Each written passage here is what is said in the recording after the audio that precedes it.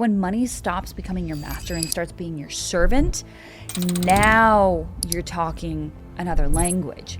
Now what happens is that your spending is intentional. Your saving is consistent. Your giving becomes joyful.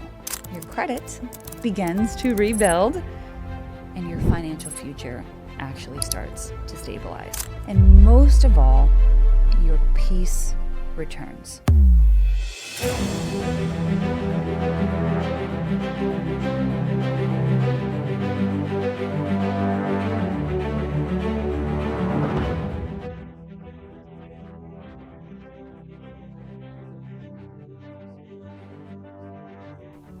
Hi everyone, I am Micah Smith here, and I am back with another episode of Rebuild and Rise, and I'm so excited to bring this content to you today. This is actually inspired by a sermon that my pastor had done, and it left such a large and lasting impact and imprint on me that I actually wanted to turn this into a podcast. And obviously, in this podcast, we talk so much about rebuilding your finances, rebuilding your credit, rebuilding your life, right? Everybody falls. It's inevitable. It's just part of life. It's called growing pains. But today, what I want to talk about is I want to talk about tearing down the idol of money. And because before we actually rebuild our credit, we have to rebuild our relationship with money. And the pastor did a really great job of breaking this down. And so yes, today we are going to get super real. And so if you've ever felt extremely overwhelmed by finances, by your debt, by your credit score, mistakes that you've made in the past, this is the episode for you. So the first thing I want to talk about is the silent idol, which is money. And it is so strange because money doesn't actually shout. It doesn't demand worship with loud threats. It whispers, just get a little bit more and you'll be okay. And if this resonates with you, and I'm sure this is going to resonate with a lot of you, there's a lot of people that when they're dealing with like their finance managers, they're like, well, once I get to 1 million, I'm going to be okay. And then all of a sudden they get to 1 million and then they're like, well, once I get to 10 million, I'm going to be okay. And a lot of people have this idea that money is a safety net, and they think that if you lose the money that everything is going to fall apart. And essentially those whispers, it ends up shrinking our vision. It causes us to think small and play small, and we stop seeing what's really, really important, which is eternity, the long game. We stop seeing the purpose. And so instead of seeing what actually matters, we're seeing what can be bought, what can be sold, what can be earned, and what can be lost. Right. So Jesus said something super radical, and he said, you cannot serve God and money. And for the last 3 weeks, the pastor has been talking about the fact that you cannot serve two masters. Either you serve God or you serve money. And notice something really important. And if you go back and listen to the podcast that I did earlier with my pastor, we talked about money not being evil, right? Money is not evil. The Bible doesn't say that money is evil. It is the love of money that is evil. And he doesn't talk about success being wrong. He doesn't say anything about wealth being wrong or sinful or anything of that nature. He just simply said that you cannot serve it. You cannot have two masters. And so if we're honest, if you look at your financial fears, it actually will reveal to you who you're serving. But if you take it an even step further, right? If you look at where you put your money, there is your heart also, right? So where your treasure is, there is your heart also. So I think we have to get really honest with ourselves and ask ourselves these questions. The first one is, do my anxieties show that I trust wealth more than I trust God? The second question you have to ask yourself is, do my dreams reveal where my identity is tied? And number 3, it says, do I react defensively when someone talks about giving, generosity, or stewardship? And these questions simply, they're not meant to make you feel guilty. It's meant to help you live a free life. Because at the end of the day, right? When we talk about wealth, we talk about finances, and we talk about what creates real freedom, you have to understand what real freedom is. And freedom, to me, and everybody defines it, I think, a little bit differently, but freedom is having the ability to not have to work in order to survive, right? It's that you have continuously been a good steward with what you have. So that way, if a rainy day comes, you are prepared. You can step away for a week. You can step away for a couple of days. Your things don't own you. I still remember people in my life. I still remember someone that I actually worked for a very long time ago, and they were so caught up in having more, abundance, just having stuff. And they even used to make the joke that running their household was more than the GDP of a small country. And it's not really funny, because when sales were down, you could see the angst, the stress, the worry on his face, because it took everything that the company had for him just to stay afloat. And so a lot of people fail in this arena because essentially, right, they make more and then they spend more. And it ends up that we see, right, this stuff ends up controlling us. And so as we dove into scripture with our pastor over these last 3 weeks, he talked about the Pharisees and their love of money. And when Jesus actually confronted them, they were not receptive. In fact, they sneered. And the reason why is because money was their actual idol. And I'm going to tell you this about idols: they don't like to be challenged. But let me explain something. Here's the most powerful part. God doesn't look at wealth. God looks at the heart. And this is something that we have to remind ourselves every single day, is that when the end comes, wealth cannot help you. It is not going to save you from destruction. It's your righteousness. And the righteousness is what saves us from destruction and from death. And in fact, I just read that in the scriptures this morning.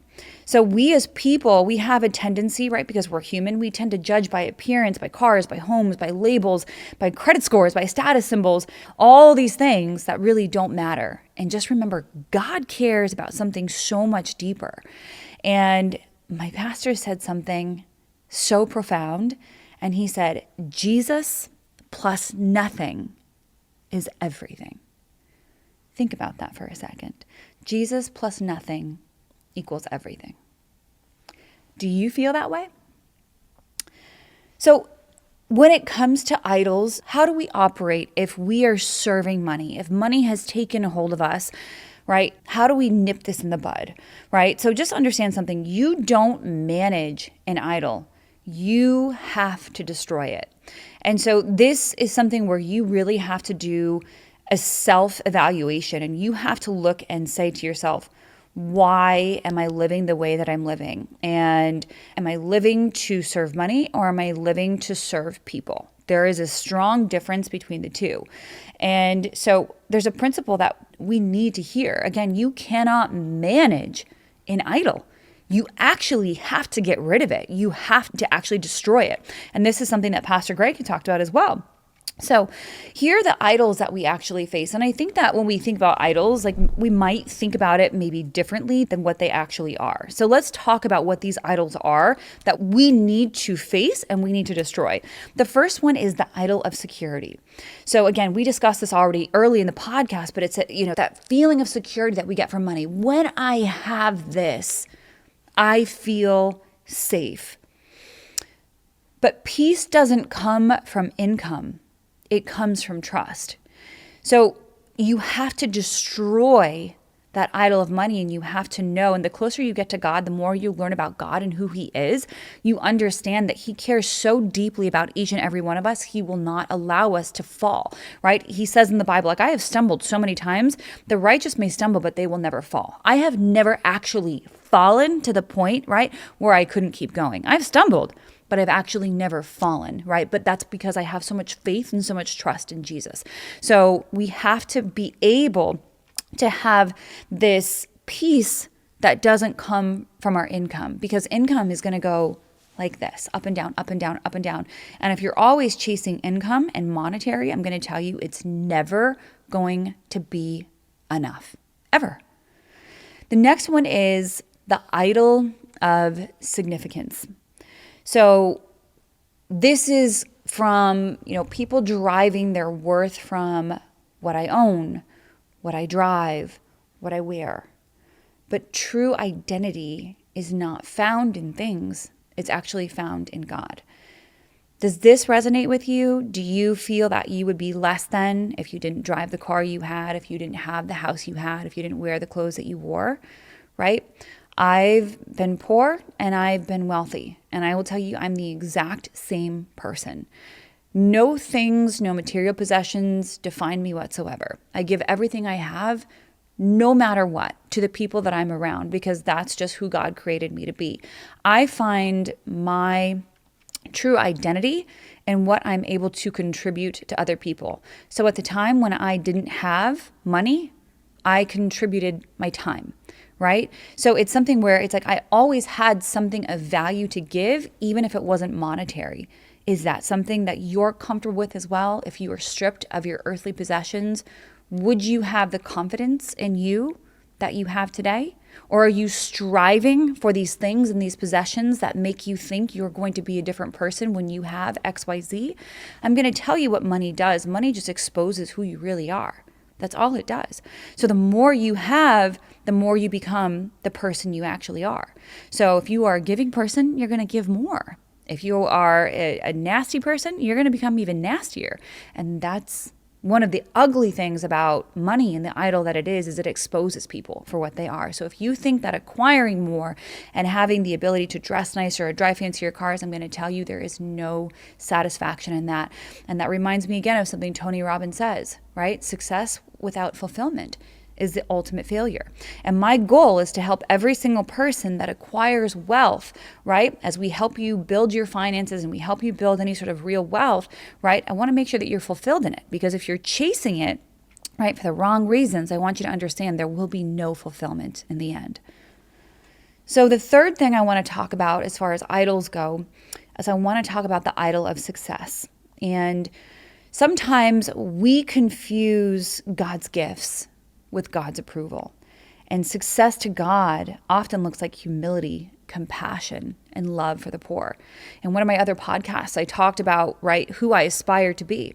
And that's a Proverbs 31 woman. And a Proverbs 31 woman always has her hands out to the needy.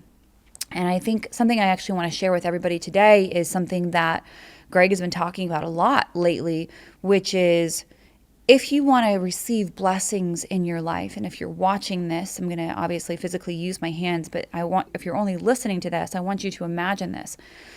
If your hands are open and you're willing to give, your hands are open, well, you also can receive. If your hands are closed, right, because you're unwilling to give, you also cannot receive. So when you have closed fists and you just say, no, I want to hold on to everything I have. So understand that the idol of success, right, is going to confuse you, because oftentimes we think, right, when we reach this pinnacle, right, when we reach the world's idea of success, then we've made it. But what does God look at? Remember something, and when I was reading Proverbs this morning, Proverbs is so good. It's one of my favorite books in the Bible. The Proverbs are talking about how pride comes before a fall. And God does not like, and in fact, he hates a haughty heart. So when we are looking at our lives and we're looking at success and the things that we've achieved in our life, always remember what God actually looks at, right? And there's nothing wrong with being successful, but if you're chasing it for the wrong reasons, thinking that that is the ultimate destination, understand what actual success looks like to God, because that's the most important. Building an eternal gift, an eternal presence, that's everything.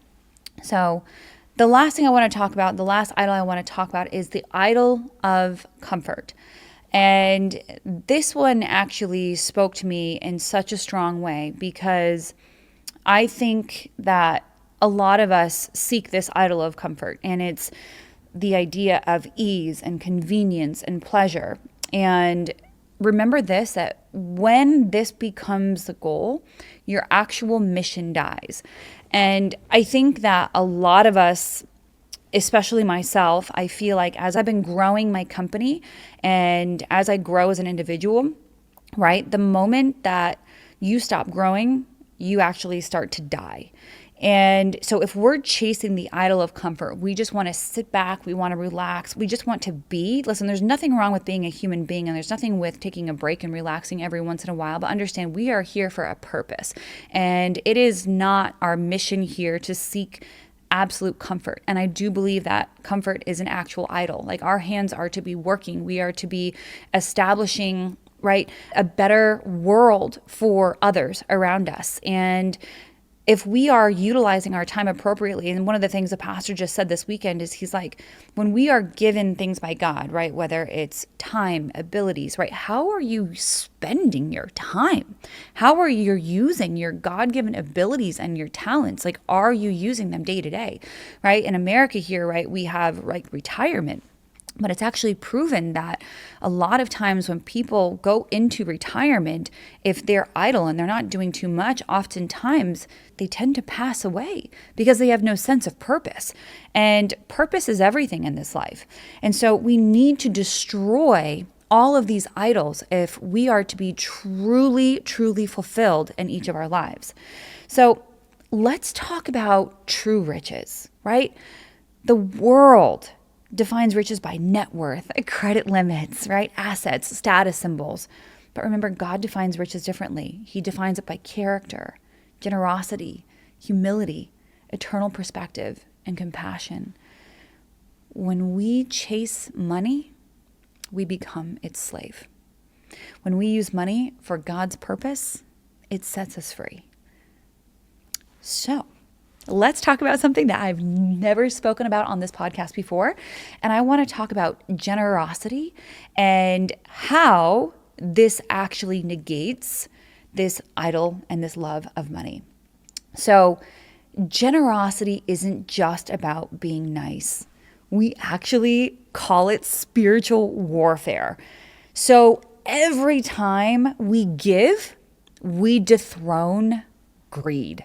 I cannot think of a better word than dethrone for the word greed. I cannot, and I mean I cannot, stand greed. When greed is at the pinnacle of what we do, everybody suffers. So the best way to dethrone greed is to give. But you know what else you do? Is you actually release and you break the grip of fear. We declare that money is not our master, and we align our hearts with God's kingdom. And one of the most profound things that I heard is that you can give without loving, but you cannot love without giving. I'm going to say that one more time. You can give without loving, but you cannot love without giving. Just remember who the ultimate giver is and will always be: Jesus. He gave everything. He gave his life for us. And he doesn't ask us to give because he wants something from us. He asks us to give because he wants the best lives for us. And he wants us to achieve freedom. So let's talk practical. So a lot of people don't end up with poor credit just because they're irresponsible. They sometimes end up there because they were never taught how to actually handle money, or because money became a master instead of a tool. And I talk to people every single day, and my question is to every single potential client that's coming into our doors is, what happened? And what are you trying to achieve? What are your goals? What do you want to do? And what caused you to get here? But why now? Like, why do you want to course correct?